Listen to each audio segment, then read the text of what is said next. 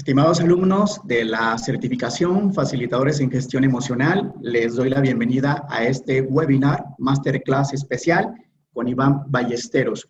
Él es biólogo y doctor en farmacología y terapéutica humana. Ha trabajado activamente en la investigación científica en el campo de las enfermedades cerebrovasculares y del sistema inmune, publicando una veintena de artículos científicos en revistas y libros especializados. Además, compagina su labor de investigación en el estudio y la divulgación de la neurobiología de las emociones, siendo coautor del libro Hazte experto en inteligencia emocional y también profesor de neurociencia en el curso de experto universitario en inteligencia emocional que imparte la Universidad de La Rioja en España. Iván, bienvenido, maestro, a este webinar Masterclass especial. Bueno, muchas gracias, Luis. Y hola a todos. Estoy en Madrid, o sea que irá oscureciendo paulatinamente, pero tengo la luz puesta, o sea que no lo notaréis. Bueno, primero espero que os haya gustado el libro, lo hayáis leído o lo hayáis entendido. Para algunos es algo complicado, para otros no les parece tan complicado. Yo he intentado hacerlo lo más didáctico posible y lo que voy a hacer hoy es empezar con una pequeña presentación que he preparado acerca de las emociones y después, si queréis, podéis hacer preguntas o me podéis ir parando, de hecho, conforme queráis a lo largo de la presentación, y si tenéis alguna pregunta guardada que esté relacionada con lo que estamos hablando, muchísimo mejor. Bueno, ¿me veis bien? ¿Me veis la presentación? A ver... Sí, sí, se ve. Sí, tengo aquí el chat encendido. Vale, perfecto. Pues vamos a hablar sobre el papel de la neurociencia en la inteligencia emocional. Voy a empezar a hablaros sobre el origen de las emociones. Luego vamos a entrar de lleno en lo que es la emoción. Posteriormente hablaremos sobre la consciencia y haré un pequeño, o entraremos un poco en lo que es el miedo y el deseo y por qué el miedo y el deseo es importante. Y posteriormente podéis hacer preguntas, aunque ya os digo que a mí me parece bien si hacéis preguntas a lo largo de la presentación, me interrumpís y las vemos. Ok, pues empezamos con el origen de las emociones y ahora... Lo que quiero es que os voy a enseñar un vídeo con música, o sea que no lo voy a poner ya por si no me escucháis. Lo que quiero que hagáis con este vídeo es que os metáis en lo que veis. Que os metáis en estos seres que son medusas. Quiero que imaginéis que sois ellas, que estáis ahí, nadando en el mar, que está frío o no, que sentís a vuestro alrededor el agua, que os movéis y contactáis. Concentraos en esto.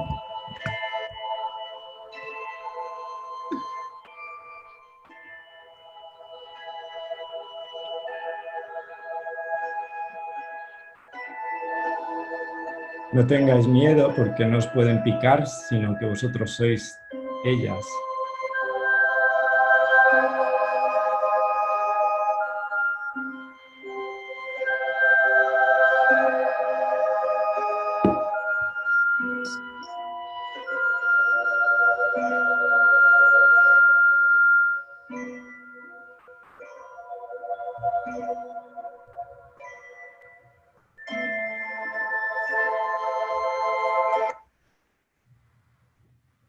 Bien, ¿os ha dado tiempo a entrar ahí? Os he puesto a estos animales porque desde el punto de vista de la biología son muy interesantes y muy importantes. En las medusas es donde aparece por primera vez esta célula que estáis viendo en pantalla, que es la neurona. La neurona es la célula funcional del sistema nervioso y posteriormente, a lo largo de la evolución, conservamos este sistema nervioso. Como veis, este árbol de la vida, no sé si me veis el puntero del ratón, por cierto, que se estoy señalando. Pero si no lo veis, no pasa nada. Como veis, es un árbol de la vida, las medusas estarían muy abajo y con excepción de las plantas y los hongos, la neurona se extendió a lo largo de todos los animales, a lo largo de la evolución, y se formó así lo que conocemos como el sistema nervioso. Y yo os quiero preguntar, ¿para qué tenemos sistema nervioso? Solo necesito un verbo. ¿Para qué lo tenemos? Razonar.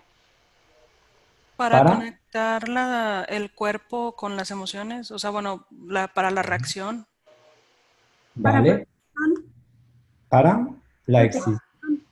Pues creo que un poco está explicado en tu libro cuando hablas que toda la información pasa del sistema nervioso a los cerebros, bueno, empieza desde el reptiliano y se transforma o se traduce o impacta en el límbico y ya de ahí empezamos a tener como la emoción. Pero bueno, el sistema nervioso es como lo que capta primero, como la primera reacción que sube inmediatamente la información a los cerebros.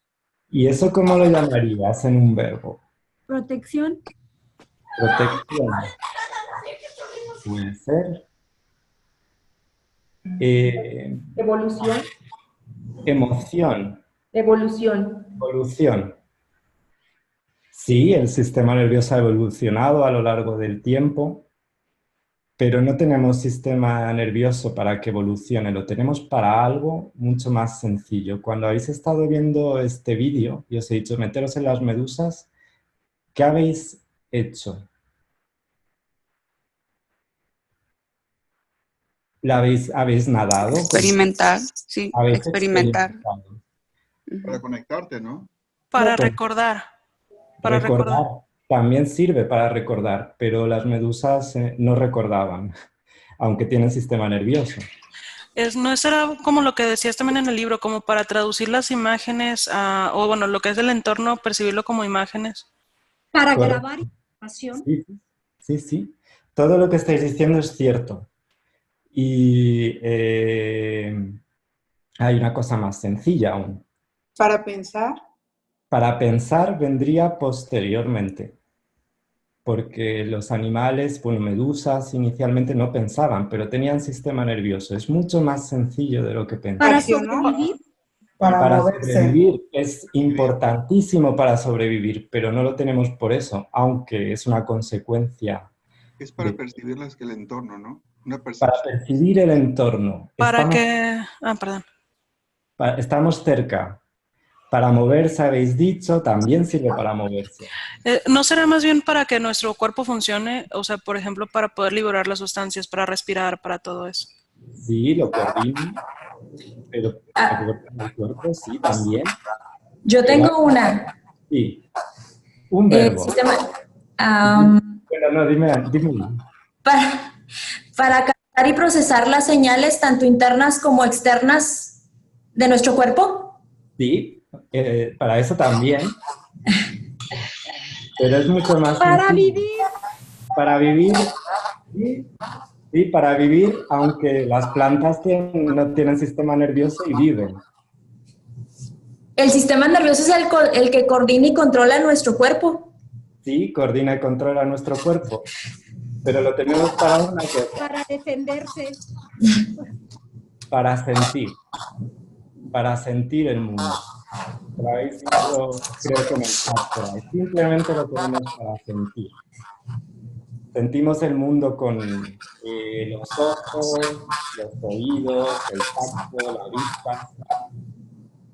Y también nos sentimos nosotros, dentro de nosotros. Y cuando llega la información desde fuera, la sentimos, la coordinamos, como muy bien habéis dicho. El sistema nervioso coordina la información, nos permite dar conductas, nos permite hacer movimientos, permite regular muchos órganos, pero principalmente las medusas lo tenían para eso, para sentir mientras nadaban en ese agua fría el entorno, sentir, percibir. Puede ser tacto, puede ser luz, puede ser información sonora, lo que sea, pero es simplemente para sentir. Y claro, una vez que sentimos el entorno, este nos hace sentir a nosotros. Es decir, recibimos información desde fuera, la sentimos y nosotros reaccionamos.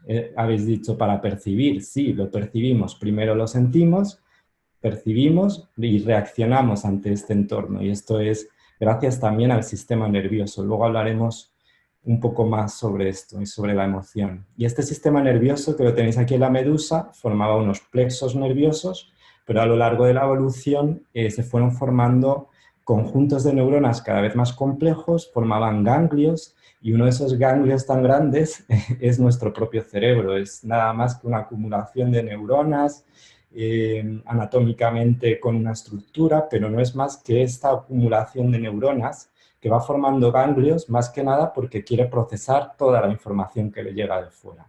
Quiere procesar eso que sentimos. Y en el caso del hombre y en la evolución de los homínidos, como veis, este cerebro ha ido creciendo mucho. Este es el Homo sapiens, que está aquí. Hace como 70.000 o digamos 100.000, algunos dicen 200.000 años que apareció el Homo sapiens sapiens en la evolución. Y curiosamente, desde ese tiempo, nuestro cerebro no ha cambiado nada. Es decir, somos idénticos a ellos. No tenemos nada distinto, ellos percibían, sentían el entorno igual que nosotros. Entonces, cuando sentimos el entorno, reaccionamos ante él. Aquí veis a un hombre de la caverna que aparece un tigre y se asusta, tiene miedo. Pero es que ahora en el siglo XXI, este miedo, este sentir puede ser por otras causas distintas. Y como veis aquí, la sensación que está teniendo esta persona probablemente se parezca más de lo que pensáis a la sensación que está teniendo esta persona, aunque los contextos son distintos, porque la anatomía del sistema nervioso que tiene esta persona y esta otra es la misma y está hecho para sentir. Así que es importante tener en cuenta que somos un producto de la evolución y sentimos igual que hace 200.000 años. Lo que pasa es que los contextos van cambiando, las sociedades van avanzando, pero tenemos la misma idéntica capacidad para sentir. Y lo sentimos en el cuerpo, y aquí os pongo mapas corporales de cómo sentimos distintas sensaciones, como la ira, el miedo. En rojo es energía alta, en azul es energía baja. Por ejemplo, con la tristeza veis los hombros, los brazos, las piernas están como algo más bajas. En la ira se nos iluminan los puños porque nos enfadamos mucho. Todo esto son sensaciones, estamos sintiendo el entorno. Sentimos un estímulo, lo procesamos en el cuerpo y tenemos estas sensaciones. Y hay una cosa interesante de las emociones. Aquí tenéis 6 caras. Probablemente sabréis identificar cada una de ellas, ¿no? Desde la alegría, en la primera, este chico de aquí, ¿qué creéis que tiene? Este es más complicadillo, pero no os lo he puesto fácil, pero es interesante. Este chico tiene tristeza, este chico tiene enfado. Es interesante porque estas 6 emociones son universales. Todos los humanos somos capaces de ver nuestra cara y saber si tenemos tristeza, alegría, enfado, asco, sorpresa. O sea que las emociones tienen algo especial, se conservan mucho y además somos capaces de identificarlas, de empatizar. Puede que nos estén trayendo mucha información. Aquí tenéis, hay muchos estudios, pero está perfectamente estudiado todos los microgestos que aparecen cuando nos emocionamos. Y también es importante saber que las emociones no provocan las sensaciones corporales, sino que son estas sensaciones, este sentir, el que desencadena la emoción. No sé si os queda claro este concepto. Muchas veces la gente se confunde, lo piensa al revés. aquí os he puesto una fotografía de una señora para que entendáis el concepto. Es una señora que tenía enfermedad de Parkinson. Sus movimientos eran incontrolados y se sometió a una terapia experimental donde se le colocaban unos electrodos en el cerebro para controlar pues, la activación dopaminérgica del cerebro, impedir que los movimientos fuesen tan incontrolados. Pero lo que ocurrió es que uno de los electrodos se implantó unos escasos milímetros más abajo de donde debiera. Y en la fotografía C ves a esta señora llorando.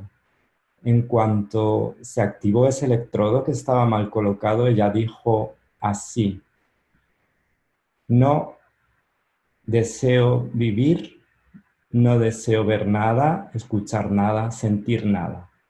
Le preguntaron si tiene algún tipo de dolor por los electrodos o algo está pasando y dijo: no, estoy cansada de la vida, he tenido suficiente, todo es inútil. Y eso fue una descarga eléctrica, justo en un área del cerebro que en ese momento no se ha podido detectar con precisión absoluta, pero está por los ganglios basales del cerebro, en la base. Es una zona donde se activa la tristeza. Es decir, esta sensación que la hemos provocado con un electrodo ha desencadenado esta emoción en esta persona y se ha puesto a llorar. Cuando se le quitó el electrodo, la señora volvió otra vez a su estado normal, que por cierto no tenía ningún antecedente de depresión ni nada, simplemente fue un electrodo, una descarga eléctrica. Esto es lo que hacen las sensaciones. Viajan, el cerebro determina qué son, entonces van al punto donde tienen que ir y ahí desencadenan las emociones. Y más o menos es lo que os pongo aquí en este proceso. Es decir, el estímulo viaja, lo percibimos por los sentidos, viaja por el sistema nervioso hasta que llega al cerebro, donde es procesado. Ahora os explicaré quién procesa estos estímulos. De momento es una caja negra, como la del gato de Skinner. Y posteriormente, una vez procesado, sentimos la emoción. Esta señora sintió la emoción. Es decir, no lo percibió de forma natural, sino artificial por unos electrodos que llegaron a un área que estaba destinada para sentir la tristeza, y ella sintió la tristeza. Y posteriormente elaboró unos pensamientos sobre esta tristeza. Una de las áreas más importantes para el sentir es el hipotálamo. El hipotálamo es una glándula donde se secreta adrenalina, noradrenalina y muchas otras sustancias y neurotransmisores que van a activar nuestro sistema nervioso autónomo.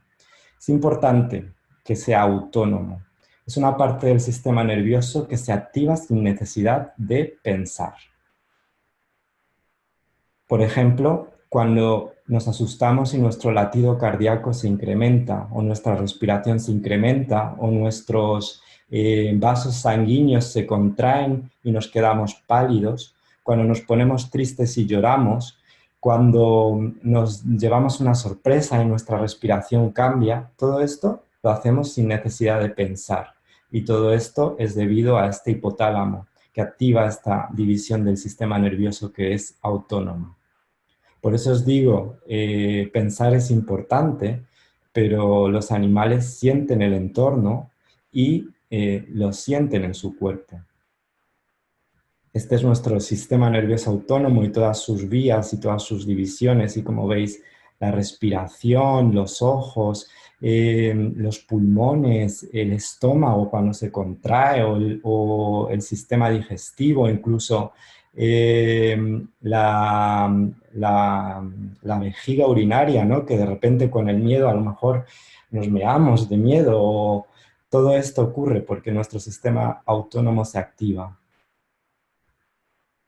Bien, pues una vez ha pasado todo esto, hemos sentido, elaboramos este pensamiento sobre lo que hemos vivido. Si queréis, os puedo comentar rápidamente las áreas de este cerebro emocional, aunque están en el libro, o si queréis podemos ir avanzando.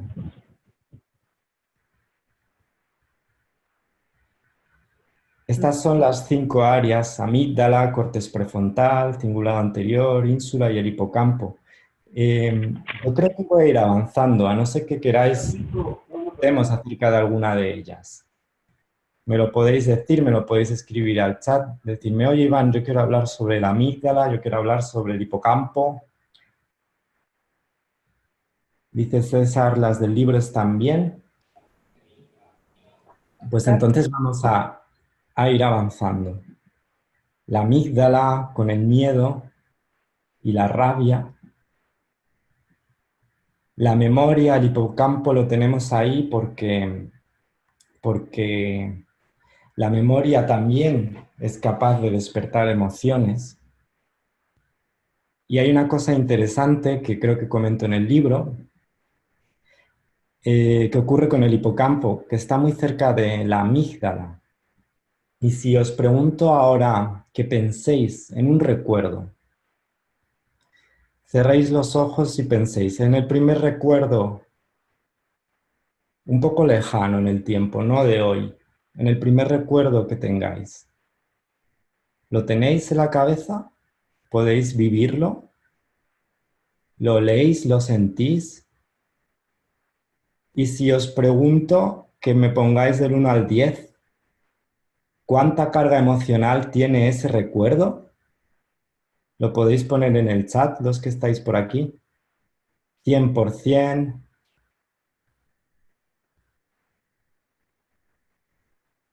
90, 100, 100, 100.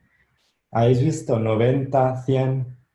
Estamos de media al 95. O sea, altamente emocional. Solo os he pedido que recordéis, no os he pedido que recordéis nada emocional, pero curiosamente siempre ocurre esto. Los recuerdos con mayor carga emocional son codificados mucho mejor por el cerebro, porque cuando la amígdala, que no solo percibe el miedo, sino que es una zona del cerebro encargada de percibir las emociones, se activa, está aquí y tan cerquita está del hipocampo, nuestra área que registra las memorias, modifica la actividad del hipocampo y este se vuelve más plástico para registrar, registra mejor. Por eso probablemente hasta os acordéis de detalles que en otros recuerdos del día a día ni los tendríais en la cabeza. Bueno, aquí está el córtex prefrontal y el córtex cingulado anterior. El córtex prefrontal, que es la parte del cerebro social, o sea, que nos permite convivir en sociedad, por así decirlo, elaborar planes, estrategias, es la parte que más ha crecido a lo largo de la evolución humana. O sea, que si hay un área del cerebro que es propiamente humana, yo diría que es el córtex prefrontal, que es el que más ha evolucionado, como veis en la figura. Bien, la ínsula también está ahí, el córtex interoceptivo. Y aquí tenéis un cuadro de lo que hemos visto, otra vez un pequeño resumen. Nosotros nos llegan estímulos, los sentimos y los valoramos. Y posteriormente se produce el disparo de estos inductores, de estas partes que codifican para las emociones en el cerebro, amígdala, córtex prefrontal, ínsula. Cuando se disparan estos inductores, se ejecuta la emoción. Gracias al hipotálamo, somos capaces de activar nuestro sistema nervioso autónomo y sentimos la emoción. Y a partir de ahí pensamos la emoción también. O sea, es este proceso que ocurre en nuestro cerebro cuando sentimos una emoción. Aquí os pongo otra vez a esta señora para que veáis, para que recordéis lo que os estoy contando. Pero no todas las emociones, es decir, esta señora está llorando porque tiene tristeza. Y podéis decirme, vale, ¿y qué pasa cuando lloro de alergia o tiemblo de frío? No estoy sintiendo temblores, no estoy llorando. No es esto sentir una emoción. ¿Qué ocurre aquí? ¿Por qué esto no lo consideramos una emoción si hay sensaciones muy similares cuando estoy temblando o estoy llorando? Pues simplemente por una cosa. porque estos estímulos no son emocionalmente competentes. ¿Qué quiere decir esto? Solo los estímulos que activan las partes del cerebro que os he comentado anteriormente, las partes del cerebro que procesan la emoción, solo esos estímulos se consideran emocionalmente competentes y solo estos nos van a hacer sentir emociones. ¿Y quién determina esto? Pues nuestras vivencias, nuestra experiencia, nuestros instintos. Todo esto está determinado por eso.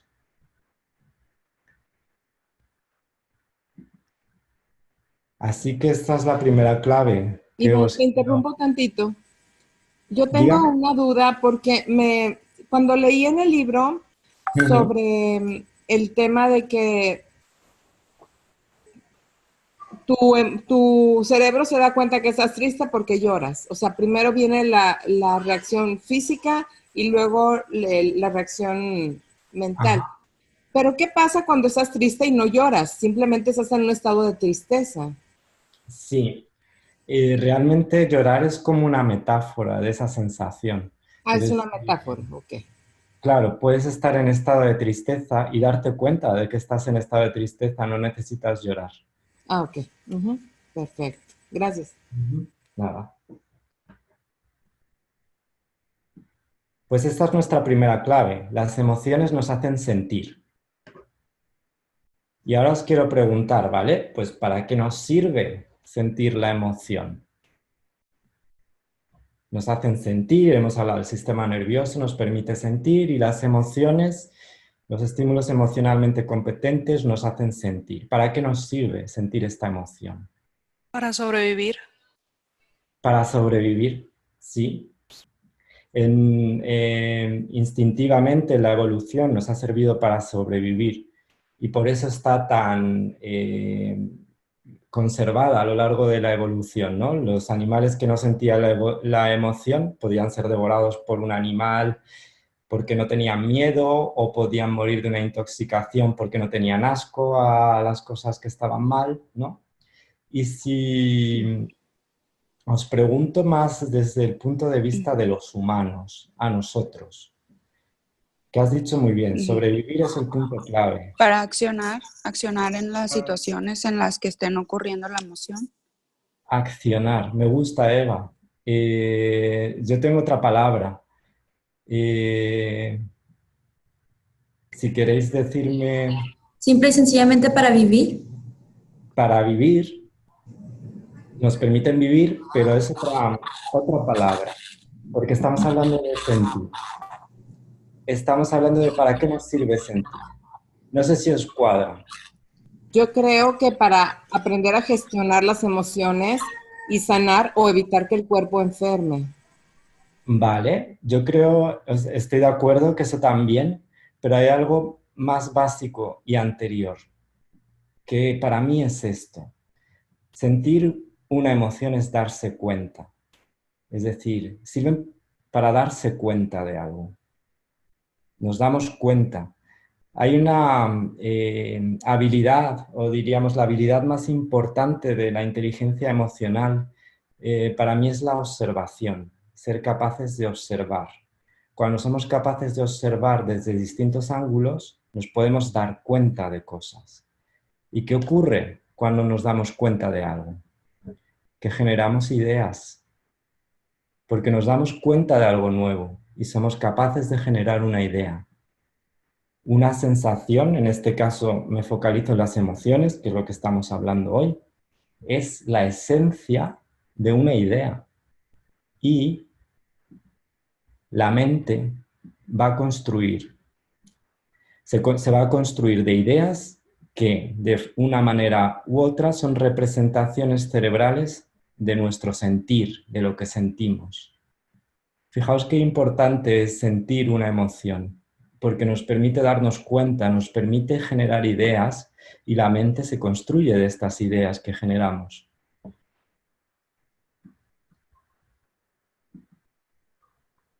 Y ahora os quiero preguntar acerca de este gran dilema, que lo he tratado en el libro, pero creo que mi visión ha cambiado un poquito respecto a entonces.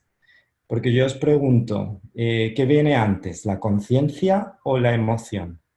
Desde el punto de vista evolutivo está claro, la emoción, pero quitando Pues el yo punto... escuchándote, creo que en Sí, realidad sí viene la conciencia primero, porque ahora que dices esta cuestión de que cuando tú sientes, tomas conciencia de ti, ujú, creo que Dios o el universo o quien fuere que haya creado el universo, ujú. de alguna manera es una conciencia.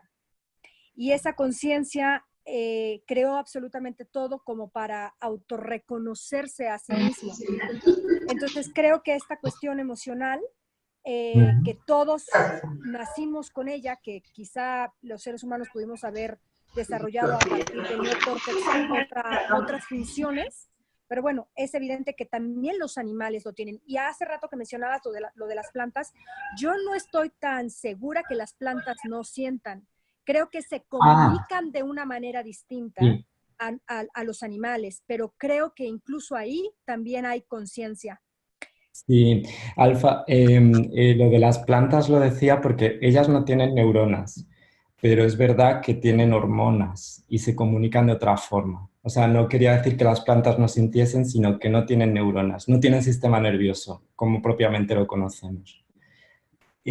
Pues me parece muy interesante tu observación de la conciencia como primordial. Yo como biólogo en el libro ponía la emoción como lo primordial y estamos ahí en esta lucha entre nuestro concepto más espiritual del hombre y de la creación, que es lo que estabas comentando, y nuestro concepto animal más básico, que es sentir el entorno, sobrevivir y relacionarnos con él, que es donde he estado yo muchos años, porque soy biólogo, darwinista, y para nosotros sobrevivir y reproducirse es lo que, y evolucionar es lo que, el sentido de la vida.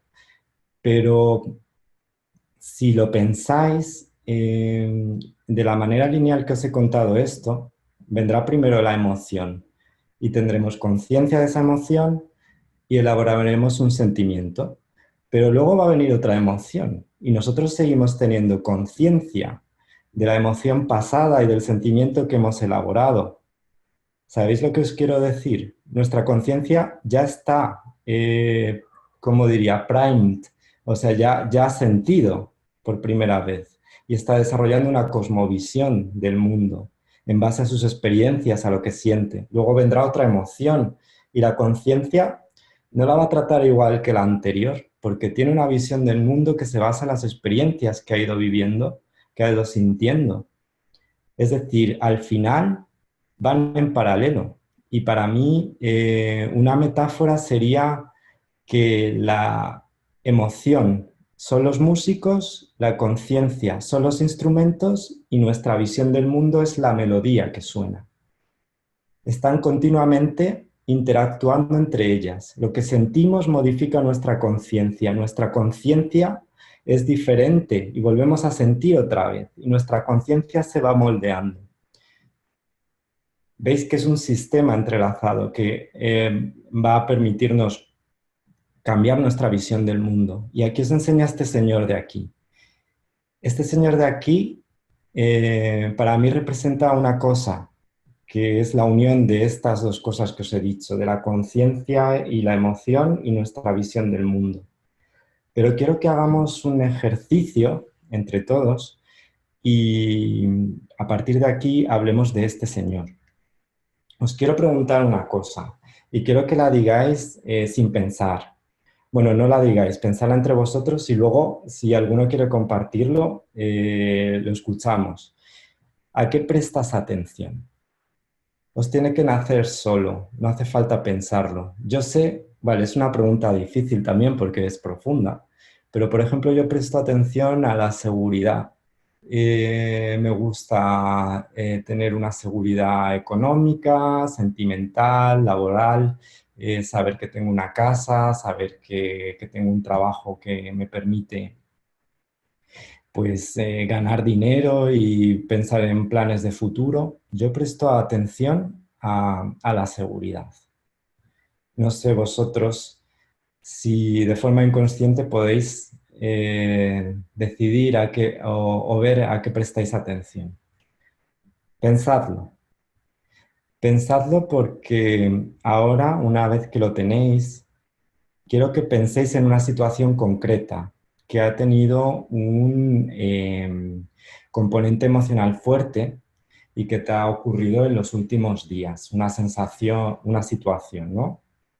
Con emoción que te haya ocurrido en los últimos días para que lo tengáis más cerca. ¿Vale? Lo tenéis, lo visualizáis.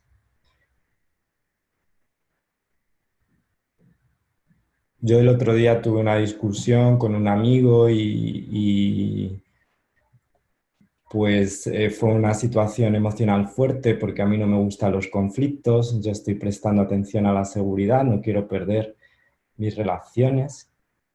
¿Vosotros? ¿Qué situación es esa?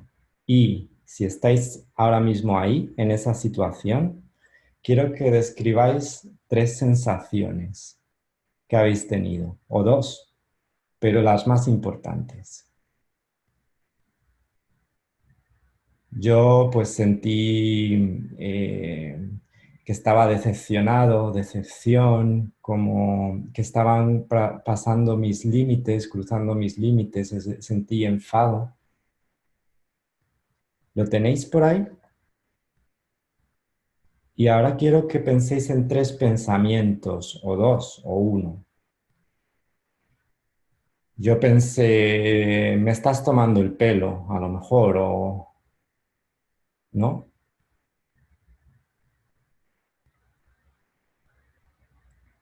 Vale. Pongámonos en otra persona o soltemos el cuerpo un poco. Si os habéis metido mucho en el ejercicio, soltar el cuerpo. Mirad por la ventana o mirar al techo para que se nos vaya la atención a lo que hemos estado prestando. Porque ahora vamos a prestar atención a una persona completamente diferente a vosotros. Vosotros decidís si en lo bueno o en lo malo, las sensaciones que vais a tener son distintas, ¿vale? Pero pensad en esa persona, hagamos empatía, ¿cómo es? ¿Qué vida ha llevado? ¿A qué puede estar prestando atención esta persona? Vosotros, en mi caso, yo presto atención a la seguridad, yo estoy dirigiendo a una persona completamente distinta, que no presta atención a la seguridad, que está un poco loca, que le gusta, ¿no? Como vivir a tope. A lo mejor podemos ir un poco más profundo y pensar ¿a qué presta atención esta persona? Preguntémonoslo. Pero en nuestra situación anterior, ¿qué habría sentido esta persona? ¿Qué habría sentido? Vosotros sabéis lo que habéis sentido, pero ¿y esta persona? Para mí, esta persona que discutía con un amigo, en mi caso, pues a lo mejor hubiera sentido algo más de indiferencia, no se hubiera preocupado tanto, ¿vale? Habría sentido eso. En vuestro caso, si os habéis puesto en su lugar. Y luego, ¿qué habría pensado esta persona? Pues sentía indiferencia, habría pensado, bueno, pues ya se le pasará, o bueno, no es para tanto, ¿no? En mi caso, en vuestro caso, ¿hubiera pensado algo diferente?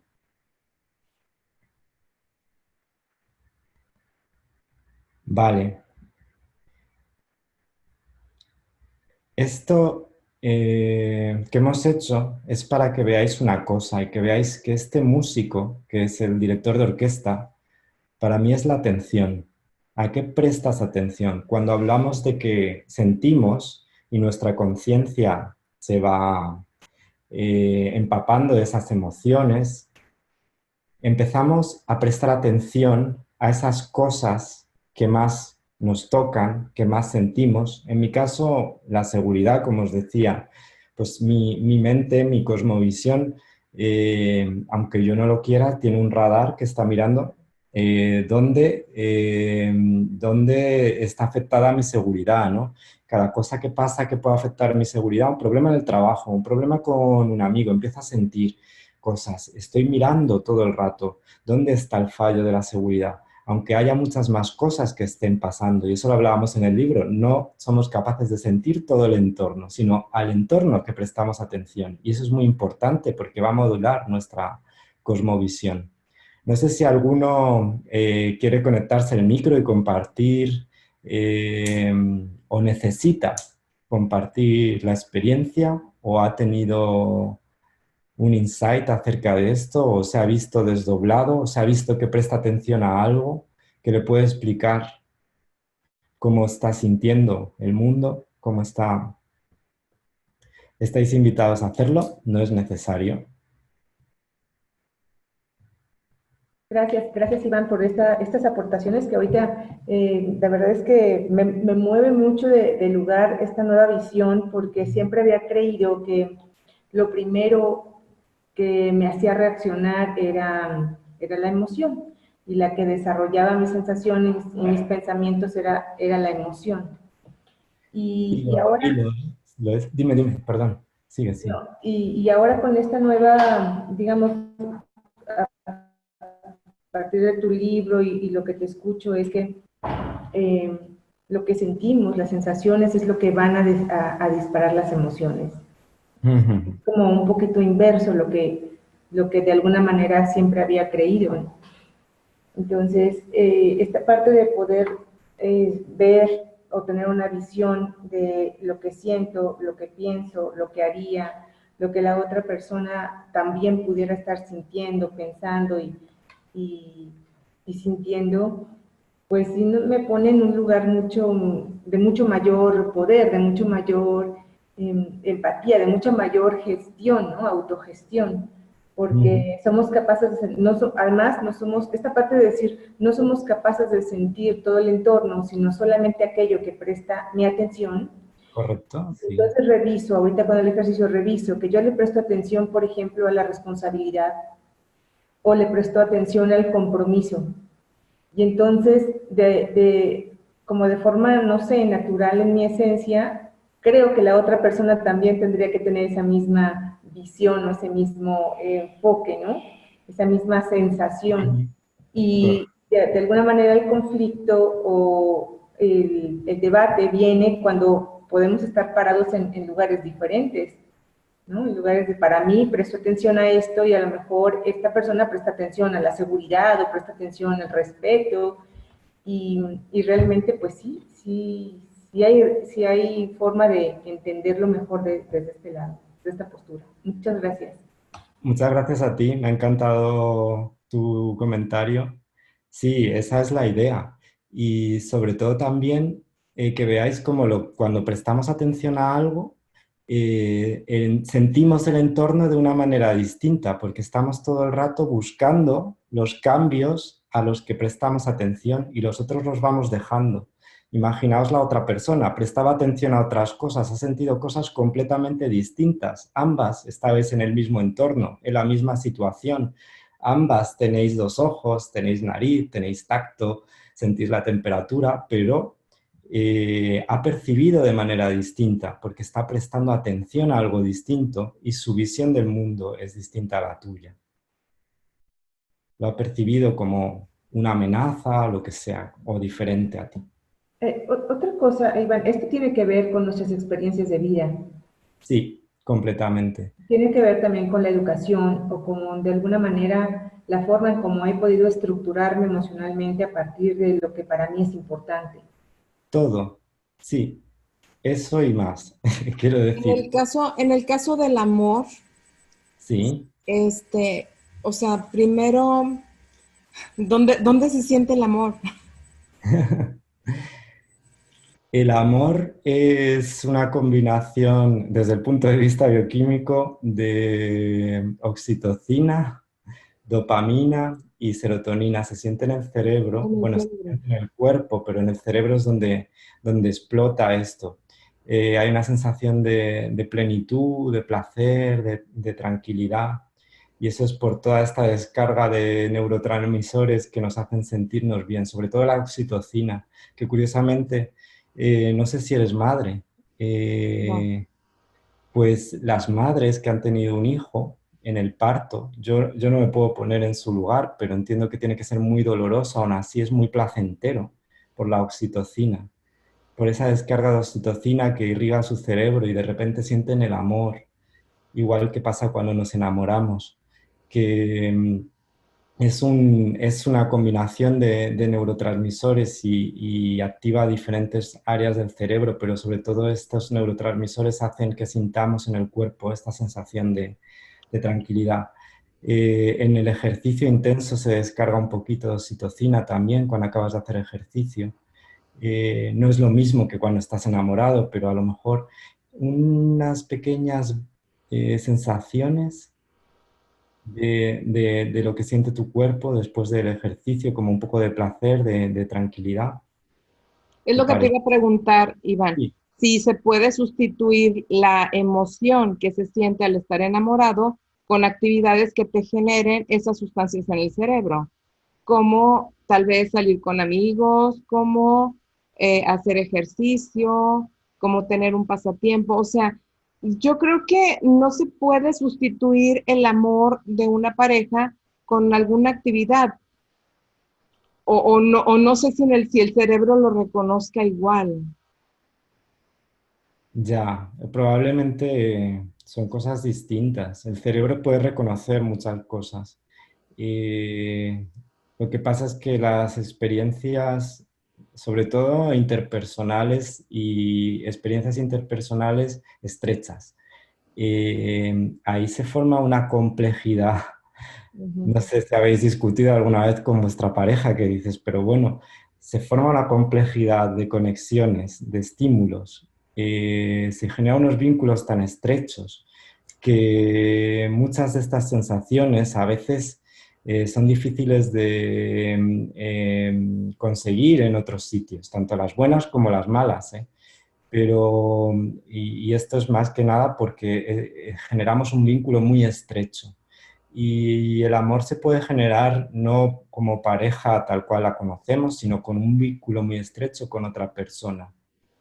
No necesita de que sea la típica pareja, ¿no? Estereotípico de marido, mujer, mujer, mujer, hombre, hombre, lo que sea, pero también hay que ver cómo, ¿no? Cómo son los estímulos de parecidos. Y yo creo que las relaciones de pareja que hablas, el vínculo estrecho es una de las cosas que se diferencia del resto de relaciones que tenemos, como con los amigos. Es igual que el bebé y la madre también tienen un vínculo muy estrecho. Hay sensaciones que vivimos solo cuando se genera ese contexto.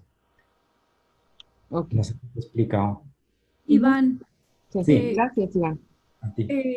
Desde hace meses he estado dándome cuenta que mi sistema endocrino no ha estado funcionando debidamente y están apareciendo sensaciones y emociones de las que yo me he estado percatando, y esto viene por el sistema hormonal, ¿no? Entonces, esas también son emociones que se están generando y que yo puedo darme cuenta que no vienen. Y mi cuerpo presentaba hasta depresión e incluso otras cosas, pero, y tú dices, bueno, ¿cómo explicar? Porque ahora, gracias al trabajo que hemos tenido con el crecimiento personal, de darte cuenta, esa observación de la que hablas, de decir, bueno, esto no está originado de manera, me hago consciente que no es consciente, pero de que están ahí, y de que todos los días tengo que lidiar con estas sensaciones, con estas emociones y tomar los químicos necesarios para hacer el balance endocrino en mi cuerpo. Eso también es una realidad, y que cuando vamos a tratar ahora como gestores emocionales con personas que no pudieran tener la toma de conciencia a tal nivel de percatarse que no proviene de su propia emocionalidad, sino viene originado por la escasez de químicos o el desbalance hormonal. En tu caso, Edith, cuando empezaste el curso y empezaste a gestionar esto, ¿cómo ha cambiado tu relación con lo que sientes? ahora que hacíamos el ejercicio, hay algo que yo le presto mucha atención y es al espíritu, es al ser que habita más allá del campo físico. Entonces, cuando yo recibo la noticia de algo anormal en mi cuerpo, de tumoraciones y demás, pues sí viene de decir, bueno, pues me doy cuenta de lo pequeña que soy dentro de este universo, que yo no controlo ciertas cosas que puede hacer mi biología, que puedo gestionar lo que pasa con ellos, y aunque es un trabajo constante, diario, estoy apoyada con el medicamento y también apoyada con la propia observación, con la propia toma de conciencia, para llegar a intentar hacer la mejor autorregulación, que a veces no se logra del todo. Muchas gracias por compartir. Creo que estás haciendo una gestión emocional bastante potente, ¿no? Estás prestando atención a cosas que a lo mejor otras personas no prestarían en el mismo caso que tú. Estarían muy preocupadas por su salud, podrían obsesionarse por eso, estarían prestando atención continuamente a qué me pasa, o se dejarían sentir los síntomas y se dejarían, ¿no? Por ejemplo, tú hablabas de la depresión, se dejarían llevar por esa depresión, aun sabiendo que es una causa externa a ti. Y creo que esas gestiones, esos cambios de foco y de atención son muy importantes para sentir, como estabas diciendo, desde la visión espiritual o desde la propia visión de persona. Pero sí. Sí, y lo comento porque sé que como profesionales en algún momento pueden tener alguna persona y querer buscar la explicación de por qué está deprimido o algo. También recomendar la observación profesional para conocer sus niveles hormonales. Será algo congruente con el trabajo de gestión emocional. Sí, totalmente de acuerdo. Hay veces que es físico. Y lo que pasa es que es lo que estábamos hablando. El sentir modifica nuestros pensamientos. Nosotros sentimos algo, es físico, ¿vale? Pero nuestra cosmovisión, nuestra visión del mundo, al sentir eso va a ir cambiando poco a poco. Es físico, pero afecta a nuestra conciencia. Entonces la gestión es muy importante, saber que es físico, intentar que no afecte tanto a nuestra conciencia. No sé si ves por dónde quiero ir. Pero estoy totalmente de acuerdo en saber, en que deberíamos saber si estamos tristes por algo más que por algo que ha pasado. Sí. Gracias. A ti. ¿Queréis compartir? Sí. Oye, Iván, y en este ejemplo, por ejemplo, que nos ha puesto Edith, que viene de algo físico y que ella está prestando atención ahorita porque es un proceso en el que ella está, ¿no? Sin duda alguna. Quizá habrá mujeres donde no estén pasando ahí. Me viene ahorita a la cabeza porque el sentir que algo está sucediendo distinto con mis emociones, con mis sensaciones, también puede cambiar mi prestar atención, ¿no? Correcto, sí, eso también se modifica de acuerdo al proceso de vida, a las sensaciones nuevas que estás teniendo, ¿no? Entonces, pues, como bien lo menciona Edith, ahorita es la parte importantísima de subir el nivel de gestión emocional, entendiendo que también los distintos procesos que vamos viviendo van a estar cambiando la manera de pensar, la manera de actuar, la manera de relacionarnos desde un lugar emocionalmente competente. Correcto, yo uniendo lo que dices, yendo a más, lo que decíamos, ¿no? Sentimos y nos damos cuenta y generamos ideas, que es lo que hablábamos, generamos ideas que van a configurar nuestra mente. Y os decía, la clave de la inteligencia emocional es la observación, porque si observamos bien, nos podemos dar cuenta de cosas que antes no tendríamos en cuenta, por así se repite la palabra, pero que no tendríamos en cuenta, ¿no? Es decir, sentimos algo y nos damos cuenta, pero lo importante es observarlo bien, porque nos podemos dar cuenta de cosas que no tienen nada que ver, porque estamos prestando atención a otra cosa completamente distinta. Y nuestra conciencia seguirá trabajando sobre eso, pero a lo mejor es un camino sin salida. Es decir, aprender a observar es la clave de la inteligencia emocional. Cuanto mejor observamos, nos damos cuenta de cosas más interesantes, más importantes para nosotros y podemos generar ideas más útiles para nosotros. Y Ahora, esa- ¿tiene sentido el hecho de que el trabajo que ha estado haciendo Edith estos últimos años ha sido intenso, Edith, emocionalmente, porque has estado tal vez dándote cuenta de cosas que antes estaban hasta cierto punto ignoradas y ahora empiezas a ponerles atención y eso puede llegar a detonar, Iván, el que su sistema endocrino haya tenido esas modificaciones y haya generado algunas células que fuera de control, no sé. Hombre, siempre que cuando no nos damos cuenta de algo o no nos encaja algo, siempre ocurre una cosa que se llama estrés, ¿no? No nos encaja, sentimos más estrés. Cuando gestionamos bien las emociones, sentimos menos estrés. El estrés es, por así decirlo, como veneno, ¿no? Para nuestra biología. El cortisol es bastante malo para varias cosas. Entonces, lo que decías sí que tiene un sentido, ¿no? Darse cuenta, gestionar bien, va a disminuir nuestros niveles de estrés, eso seguro, y eso va a reportar en algo positivo para nuestra salud, en el caso de Edith, o para nuestro bienestar emocional. Y me gustaría agregar que cuando llega la observación, lo observado cambia. La manera en que conceptualizas también cambia. Las jerarquías a lo que le dabas importancia o lo que prestabas atención también cambia, porque donde está tu atención está tu energía. Entonces, ahí es donde empiezas a hacer, a modificar la jerarquía de valores que tienes o usabas tener. Es un proceso de sanación, se puede decir, por el que estás atravesando, Edith. Pues para mí es un proceso de ascensión, de crecimiento, de evolución. Muy bien, Iván, muchas gracias. tenemos a partir de ahora 23 minutos de clase.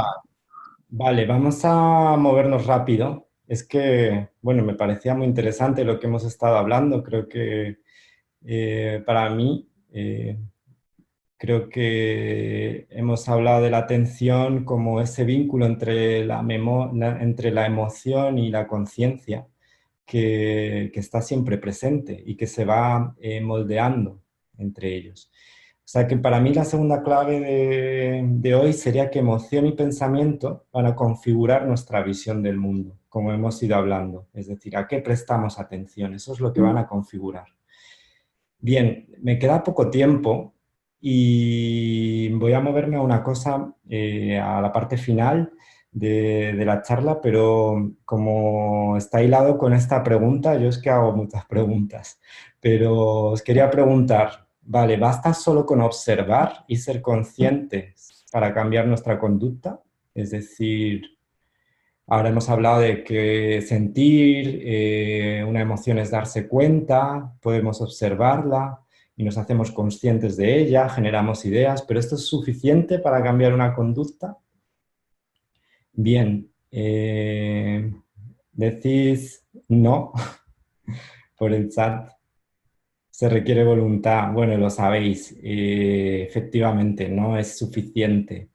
Y desde el punto de vista de la biología os quería hablar del miedo y del deseo, porque yo a lo mejor presto atención a mi seguridad, ¿no? Y yo no quiero estar todo el rato prestando atención a eso porque me pierdo muchas cosas, mucha diversión, a lo mejor quiero tener una vida más hedónica, ¿no? En la que no esté tan preocupado y quiero disfrutar más y prestar atención a esas nuevas cosas.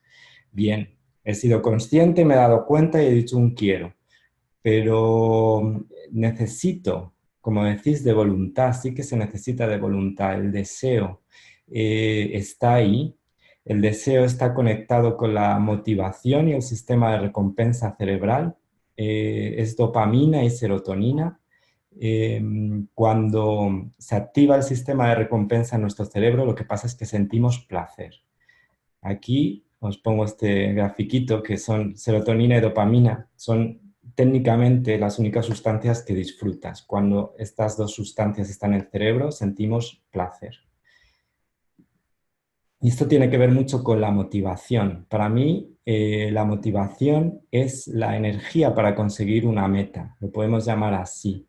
Y motivadores diarios hay muchos, desde el amor, el sexo, el confort, la buena salud, el estatus, lo que queráis. ¿Y qué tienen en común estos motivadores? Pues que activan nuestro centro de recompensa cerebral, que producimos serotonina y dopamina. Pero hay otros motivadores diarios. ¿Me podéis decir un motivador que sea negativo? No morir. Pagar las deudas del banco. Perdón, que no, se ha acoplado el sonido. Perder el empleo, miedo, dice Edith. Efectivamente, miedo. El miedo, curiosamente, es uno de los motivadores más fuertes que hay. Cuando hablamos de la motivación siempre pensamos en estado positivo, ¿no? De voy a conseguir algo, va a ser una meta. Uno de los motivadores más fuertes, o el más fuerte casi, es el miedo. Y la ansiedad y el disgusto y el dolor. ¿Sabéis que esto se conecta con la amígdala? No es que vayamos a producir dopamina ni serotonina en nuestro centro de recompensa cerebral, es que el hecho de dejar de producirla nos aterra. ¿Por qué?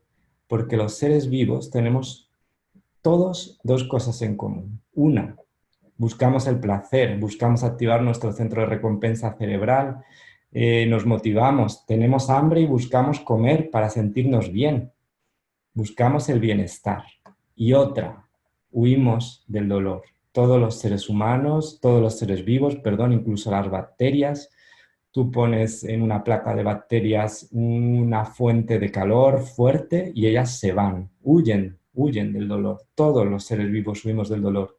Y ahí es donde está el problema, que necesitamos voluntad, porque nosotros estamos, y esto lo sabéis que habéis estudiado muchos coaching, hablamos de la zona de confort, ahí es donde estamos a gusto y nos da miedo salir, pero la magia sucede ahí fuera, por eso decimos, no es suficiente darnos cuenta de algo, es que hay que vencer ese miedo, tenemos que luchar para vencer ese miedo y poder avanzar. Eric Kandel para mí es un pionero en el estudio de la neurobiología. Él estudió cómo con la conciencia podemos cambiar nuestro cerebro. Es el que puso las bases neurobiológicas, bueno, él y otros muchos, pero su contribución fue bastante excelente, bases neurobiológicas de la terapia, de la psicoterapia, es decir, cómo una psicoterapia puede cambiar nuestro cerebro. Y ahí es donde entra la voluntad que habláis. No es suficiente darse cuenta, hay que elaborar pensamientos, hay que construir pensamientos, hay que avanzar para poder vencer esa zona de miedo, esa amígdala, razonar con ella para que no se active y nos permita salir un poco de esta zona de confort. No me da tiempo a contar esto en detalle, pero sí que me da tiempo a contaros la idea principal de esto.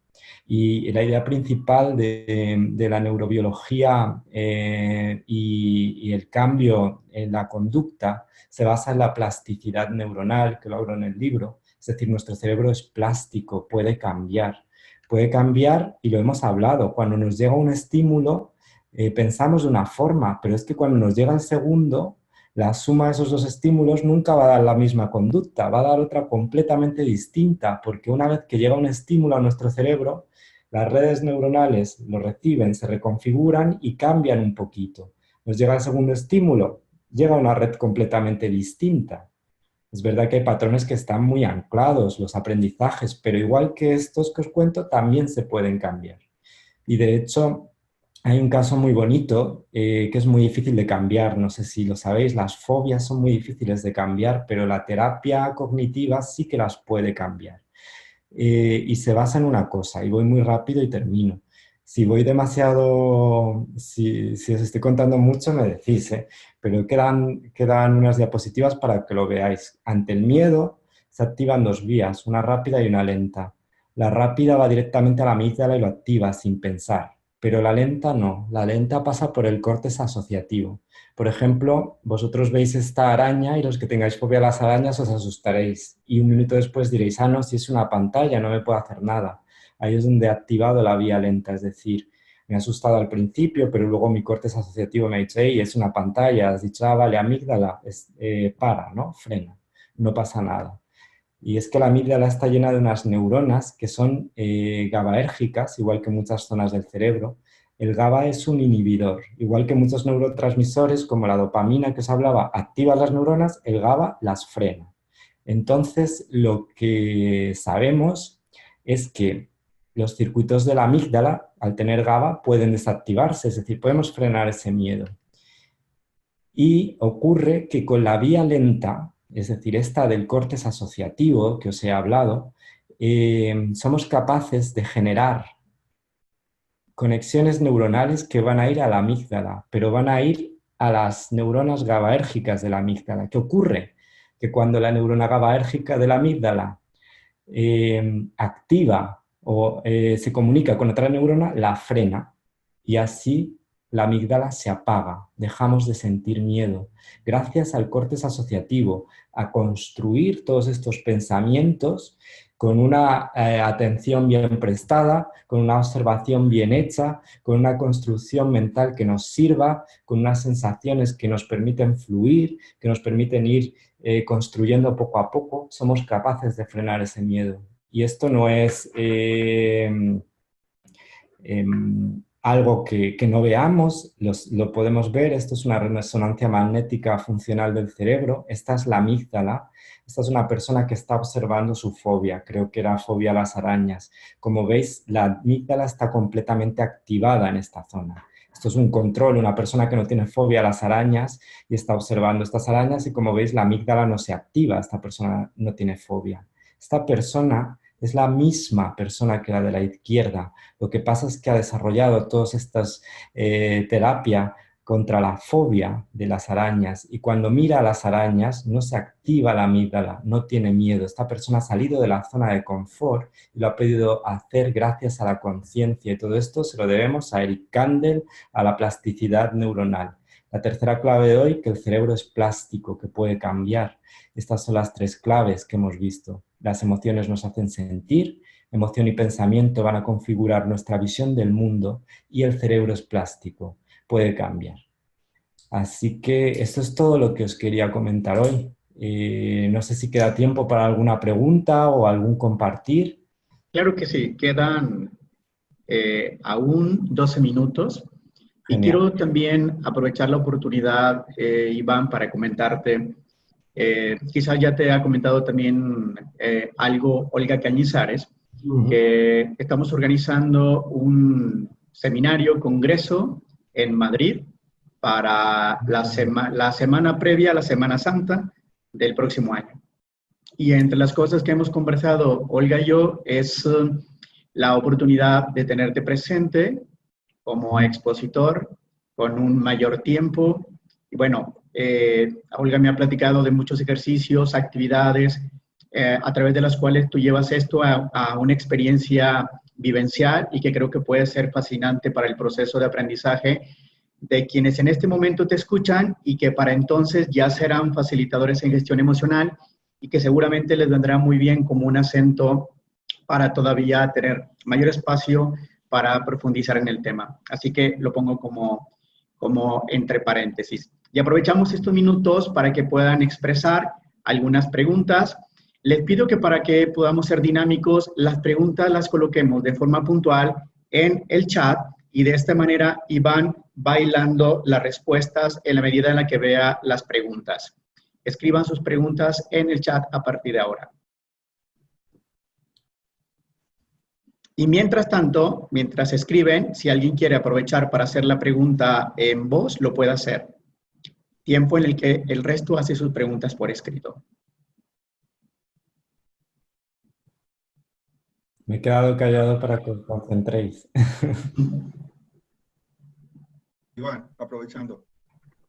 Cuando hablas de observación, que es la capacidad para inteligencia emocional, ¿hablas de observación a través de cómo vamos a percibir usando los 5 sentidos?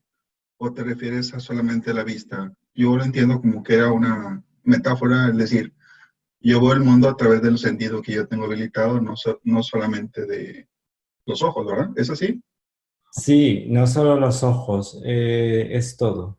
Es todo, incluso esto que se llama sexto sentido, que cuando ves algo que no te gusta, esa observación, toda la observación. Nosotros somos animales muy visuales, pero tenemos muchos otros sentidos, algunos no los desarrollamos tanto, pero es la percepción del entorno en su máxima exponente, todo lo que sea percibir. Eso es observar el entorno para mí. A ver, tenéis algunas preguntas por aquí. Tengo una pregunta. De las neuronas espejo, no comentaste nada, Iván. La pregunta va en relación al ejercicio que hicimos de a qué presto atención, cuáles son mis emociones y pensamientos y cómo la otra persona pudiera estarse sintiendo sobre el mismo evento. Ahí, por ejemplo, cuando esto es circunstancial, o sea, una persona está pasando por el evento y luego pensamos en cómo la otra persona pudiera reaccionar. Pero cuando somos dos personas involucradas en la situación, es a lo que yo le estoy prestando atención puede afectar sus emociones y pensamientos. Causar como una reacción de espejo, no sé si me explico. Es lo que dices. No sé si te acuerdas cuando os he dicho, hay una cosa muy importante de las emociones que son universales, todas las podemos percibir, ¿no? Quién está enfadado, quién no. Aunque tú no seas consciente, estás transmitiendo emoción. Y claro que eso va a afectar a la otra persona, porque en una comunicación, aunque sean solo un diálogo, hay muchas más cosas en juego. Estás percibiendo todos los detalles, probablemente neuronas espejos estén activando y probablemente estés imitando algunas cosas de tu interlocutor, pero a su vez estás determinando qué emociones hay ahí, cómo me llega este sentir, si me activa el enfado, si me activa la alegría o la sorpresa hacia algo. Todo eso está en juego todo el rato. O sea que sí, afectamos y un montón a nuestro interlocutor porque las emociones están ahí para comunicarnos. Realmente es otra manera de comunicarse. Y como no mienten muchas veces, pues también los animales las han usado como elementos de verdad, ¿no? De veracidad. Dice Mari, ¿podemos elegir conscientemente cuál quiero que sea mi estado de homeostasis? Esa pregunta yo creo que te la puedes responder tú. Es decir, tú puedes elegir, o como diría Olga Cañizares, ¿quién elige? ¿No? ¿Quién elige? Hola Iván, soy Karina Buerón, gracias por esta sesión. Yo tengo una pregunta nada más. Las primeras relaciones dejan una huella y una vez que estableces esa referencia, pues conforma nuestro sistema de creencias. Si yo quisiera desarticular una creencia, ¿cuáles serían los pasos que tú sugieres para que se active precisamente esta red en cadena y pueda de alguna manera generar este cambio dentro del sistema cerebral, de este mapa cerebral? Pues mira, justo en la última diapositiva os he puesto aquí 6 palabras: aceptación, comprensión, perdón, compromiso, asertividad, proactividad. No sé si habéis oído hablar de esto. Es el proceso emocional básico y probablemente este sea un mecanismo que ayude. Es decir, aceptamos que sentimos, ¿no? Comprendemos que sentimos y nos perdonamos por sentir. Eso libera. Es decir, a través de la observación al aceptar todo esto, hacemos el primer paso, ¿no? Este paso de la conciencia. Y luego, ¿cuál es el siguiente paso? El compromiso, es decir, quiero o no quiero cambiar esto, quiero que me siga pasando, y la proactividad, muy importante, es decir, desarrollar conductas proactivas. Y en el compromiso y en todo esto de la aceptación y la comprensión, lo que hay que hacer es construir unas, desde el punto de vista neurobiológico, ¿no? Unas redes neuronales que nos estructuren una nueva creencia en la que creamos porque hemos observado y nos hemos dado cuenta. Si no nos damos cuenta, nuestra creencia va a seguir ahí. Pero imagínate que tienes una creencia acerca de algo muy profunda y te das cuenta que es mentira. Fíjate qué fuerte es esto, ¿no? Darse cuenta de que eso es mentira y te das cuenta y lo sientes que es mentira. A partir de ahí es donde ya ahí se puede construir. No sé si te he contestado. Claro, me has contestado y bueno, seguro tenemos más información, pero sí, este proceso, me preguntaba yo, este proceso de aceptación a la proactividad, y me encantaría como generar no solamente el proceso, sino todo la gama de preguntas que generaría yo para apoyar y gestionar emocionalmente a mis participantes en un entrenamiento, etcétera, y llevarles a desarticular esas creencias que son en automático, ¿no? Que están en el sistema reticular activo negativamente y que no cambian. Y como dices tú, no es suficiente el darse cuenta si no tomamos acción o tomamos una diferente vereda neurológica, ¿no? Entonces, solamente así. Gracias. A ti. Bien, hay muchas preguntas en el chat. Sí. Iván, lo que he hecho ahora es copiarte estas preguntas en tu WhatsApp para que no te preocupes si después del webinar, en cuando tengas oportunidad, nos podrías apoyar con algún audio para dar respuesta a ellas, de tal manera que los siguientes 4 minutos los puedes administrar como tú mejor los quieras. Bueno, pues yo, antes de que acabe la clase, pero si tenéis otra pregunta la respondo, pero os quiero dar las gracias por estar por aquí. Y si venís por Madrid seréis bienvenidos y yo encantado de estar allí con vosotros. Y que creo que hemos tenido una conversación muy interesante. Han salido muchas cosas y me gusta que sea así. Y no sé si tenéis una última pregunta para ir cerrando, que sé que seguís activos ahora. Sí, a mí me gustaría preguntar. Sí. Hay personas que son catalogados o que viven las emociones con una hipersensibilidad. O sea, sienten demasiado las cosas que les suceden, son catalogadas como personas paz. Entonces, ¿hay ahí alguna fórmula, Iván? Pues sí que, o sea, me parece muy interesante la pregunta porque sienten mucho. ¿Cuál es la fórmula? No lo sé, lo desconozco ahora mismo. Seguro que hay estudios acerca de esto, cómo gestionan las emociones las personas altamente sensibles, pero es una clave muy interesante. Creo que podemos aprender mucho de ellas. Y ellas van a necesitar una gestión emocional mucho más sólida que otra persona que no sea tan sensible. Pero no sé, me parece que tiene que existir algo bueno en ser altamente sensible. Desde el punto de vista de la biología, seguro. Luego, ¿qué hacemos con eso? Ya hay otro melón que se abre, ¿no? ¿Cómo gestionamos esto? Pero tiene que haber algo bueno en ser altamente sensible.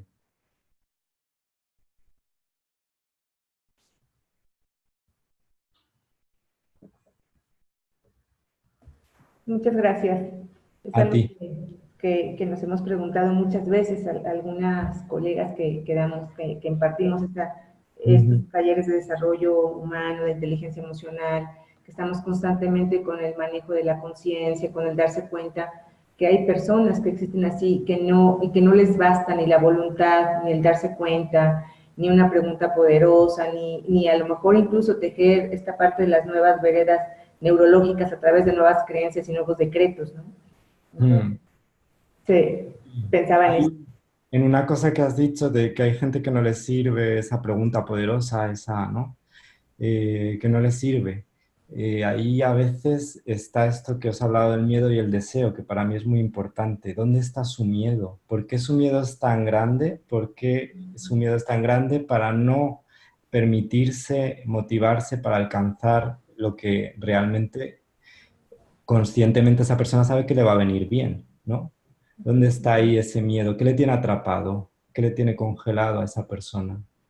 Y a partir de ahí se puede construir. Es otra vez lo mismo que os he contado de las fobias, es desactivar esa amígdala para que puedas avanzar. Claro. Muchas gracias, Iván. Gracias. Les pido que en este momento abran sus cámaras para poder tomar la fotografía de evidencia que tomamos después de cada uno de nuestros webinars. Y si nos apoyas, Iván, dejando de compartir para que aparezcan todos en pantalla. Sí, a ver. Muchas gracias. También les pido si nos apoyan dejando sus comentarios en WhatsApp. Yo voy a mandarles las imágenes de sus comentarios a Iván para que pueda tener una retroalimentación de la experiencia que han vivido el día de hoy a través de su webinar. Recordarles que quienes van a tener la oportunidad de viajar con nosotros a España, bueno, tendrán también la oportunidad de conocerlo y disfrutar más del aprendizaje que prepararemos para ustedes en este seminario. Bueno, con una cara de felicidad, vamos a tomar la fotografía. 1, 2. En este momento tomo la imagen, me aseguro que se guarde bien. Ahí está, perfecto. Muy bien, listo pues.